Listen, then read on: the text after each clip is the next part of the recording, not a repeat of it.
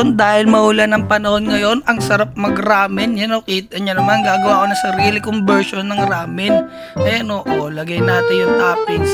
Sobrang cool niyan guys. Gawin nyo yan pag tag-ulan. Ayan o, ramen, tapos spicy. Tapos lalagyan nyo ng itlog. Nakaw, sobrang sarap, solid talaga.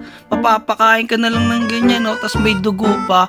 Kaya tara na guys, samahan nyo ako. Magluto tayo ng ramen. Let's G!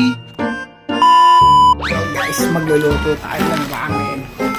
Tara, let's G! So yun guys, naisipan ko nga pala magluto ng ramen dyan. Nagpunta ako sa ref, kumuha ako ng 2 pirasong itlog. Yung isa bale, ilalaga ko. Yan, nilagay ko na siya sa tubig. Kita nyo naman dyan guys, yan Yan, saktuhan lang yung tubig, yan. Tapos yan yung gagamitin nating mga sauce niya para sa ramen. Yan yung itlog, pinapakita ko muna. Kasi yung isang itlog lalagay ko dyan. Bali, ang kukunin nyo lang dyan yung dilaw. Ayan yung egg yolk. Tapos nilagyan ko siya ng mayonnaise. After ko siya lagyan, syempre alam nyo na gagawin nyo dyan guys. Halo-haluin nyo yan. Ramen nga kasi, ayan hanggang sa makuha nyo yung tamang texture, bahala na kayo kung paano nyo gagawin. Tapos yan, nilagyan ko lang siya ng konting tubig mainit. Yan, bali ganyan ko lang siya guys hanggang sa medyo makuha ko na yung tamang lapot niya.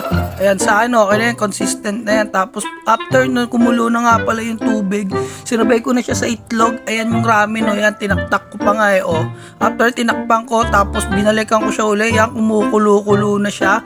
Yan, ninuwalay ko nga pala yung itlog dyan. Kasi baka sabihin ng mga iba dyan yung pinagkuluan ng itlog hindi yung gagamitin kong sabaw. Syempre hindi. Tapos yan, hinugasan ko yung itlog. After nyan guys, syempre pagluto na, sasalin na natin yan. Kita nyo naman, baka sabihin nyo naman madumi yung ginagawa ko.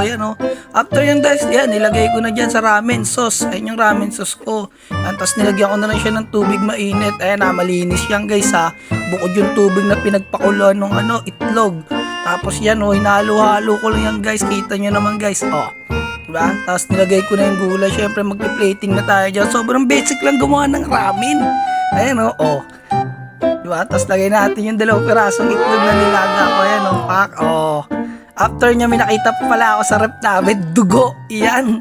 Syempre lalagyan natin ng dugo yan para medyo maganda-ganda yung plating natin. Ayan, kinamay ko na yan. Ako na makakain dyan After niya, tikiman na. Ayun guys, kita niya na may pagkakaluto ng ramen Sobrang solid.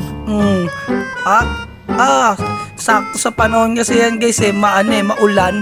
Ayan ramen tapos kape. Baka naman ramen, sarap. Dugo pa lang yan Wala pa itlog, kape. Yun lang guys, maraming salamat.